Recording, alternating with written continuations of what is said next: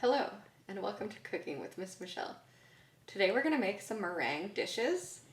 So meringue dishes are really fun because then you can put fruit, ice cream, whatever kind of stuff for dessert you want to put in them.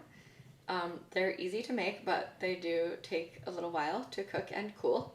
So for this project, you'll need some egg whites.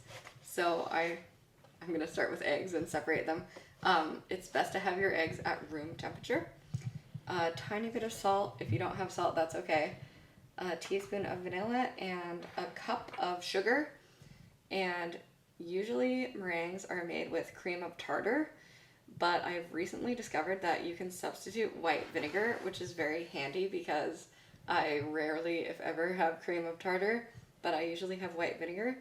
And it's actually a little bit more stable to use the white vinegar. It makes your egg whites form nice stiff peaks really easily and hold their shape. And then I'm gonna bake my meringues and let them cool down in the oven overnight. But you'll also need, I like strawberries and ice cream or whatever toppings you want to put, or like fillings you want to put in your meringue dish. I'm also going to show you how to make just little meringue cookies if you don't want to do any fillings.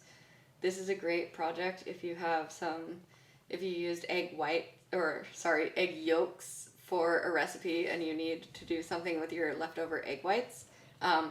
They're pretty simple and they're extremely fun to make and very delicious for how many ingredients you need to use.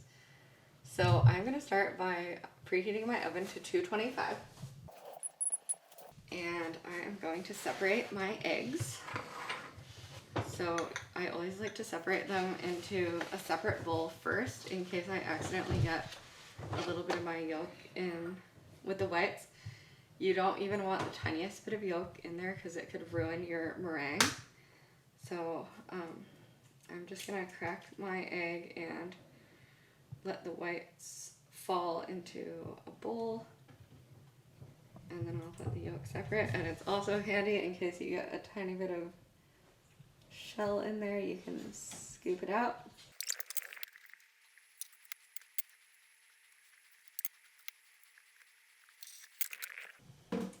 Okay, and then if you have a KitchenAid mixer, it's going to come in really handy, or a hand mixer. Otherwise, it might take you a while to beat your egg whites. But I'm just going to start beating these on a medium speed. And I only need a pinch of salt, so I'm actually just going to add a little bit to my sugar here. And then these I can save if I want to use them for another project.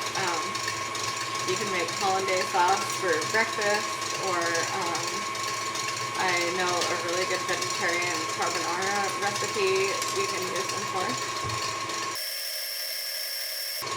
And while these are beating, I'm going to add 1 tablespoon of sugar at a time.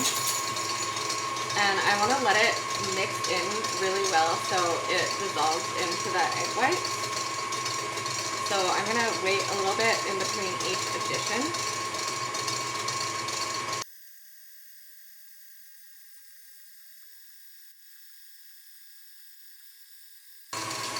And then while I am beating these, I'm going to add my half teaspoon of either cream of tartar or white vinegar. And that's going to help me get the consistency that I want.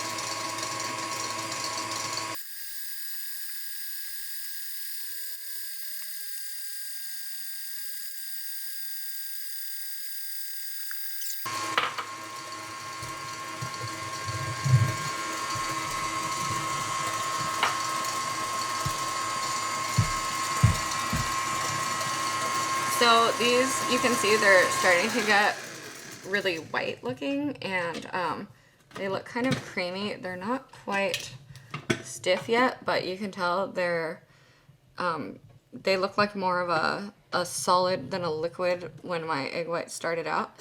So I'm getting close, but not quite to the consistency that I want. So I'm going to keep adding my sugar 1 tablespoon at a time. And I can tell they're getting close, so I can add my 1 teaspoon of vanilla extract. And I have a half teaspoon, so I'm just gonna add 2 of those. And if you want to make it a little extra fun, you could add a couple drops of food coloring.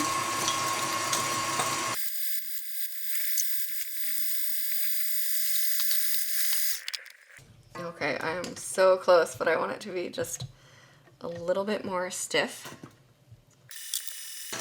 And I want to be careful not to over beat it. So I want to keep a close eye on this. I don't want to walk away from it. Okay, so I can kind of tell by, like when I take the whisk part out, this part kind of stays sticking up. It doesn't fall back down. And this actually feels really thick. So I am going to get my baking sheet. And you're going to want to bake these on parchment paper. I have this silicone baking mat, so you could use that instead. It's a little bit more earth friendly.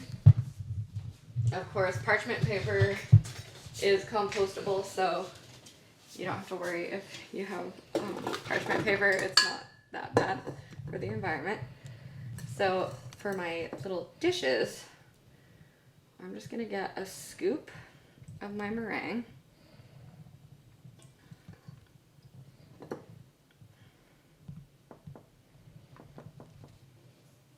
And then I'm just going to make a little indentation. I might need a slightly smaller spoon for this part. I'm going to make an indentation in the middle to make a little bowl shape.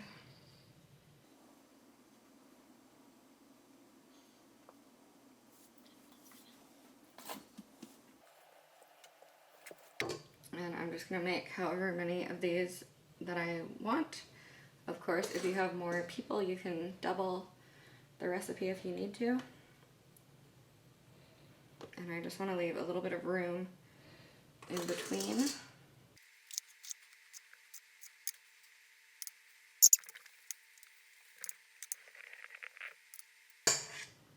Okay, so I have 6 little dishes here, and I have some extra batter. So another really fun thing you can do with this is make little cookies. So what I'm gonna do is scoop my batter into, if you have a piping bag, that would be best, but I just have my homemade piping bag here. Good old Ziploc sandwich bag.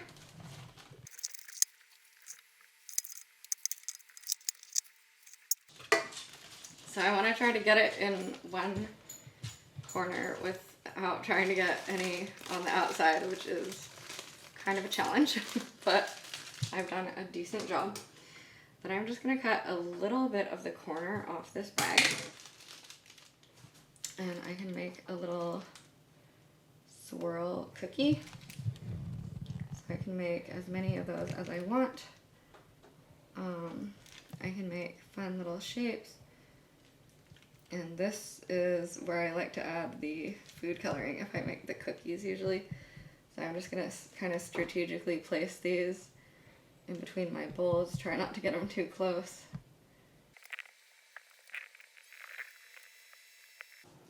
Okay, so now I am going to bake these in my 225 oven for at least an hour.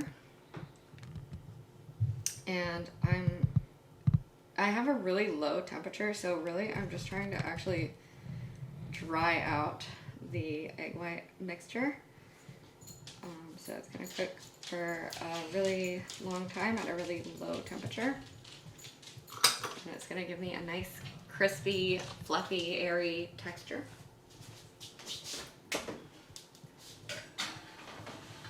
Alright, so I'm going to come check these in an hour and see how they are. Okay, so my meringues have been in the oven for 1 hour, and I'm just going to turn the oven off, and I'm not going to open it. I'm just going to leave them in here overnight, and they're gonna just really gradually cool down and start to get really crispy and light. You can let them cool for an hour or two and take them out, but my grandmother would always let them cool overnight, so I'm just gonna do that. And then tomorrow I can take them out and serve them up with my favorite toppings. Okay, so my meringues have been sitting in the oven overnight, and they should be nice and crispy. They look delicious.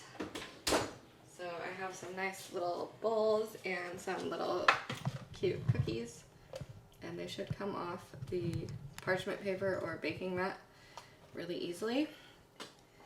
And then I can serve these up for dessert. So I'm just gonna put some vanilla ice cream and strawberry slices on top. It makes a perfect summer or winter dessert.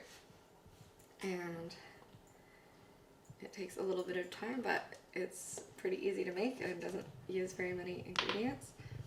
Anything I don't use right away, I'm gonna wanna store in a sealed airtight container, like a Tupperware.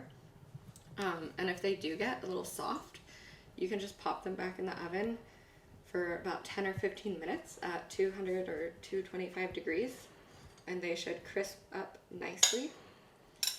So thanks for watching my video. I hope you like this project, and happy meringue making.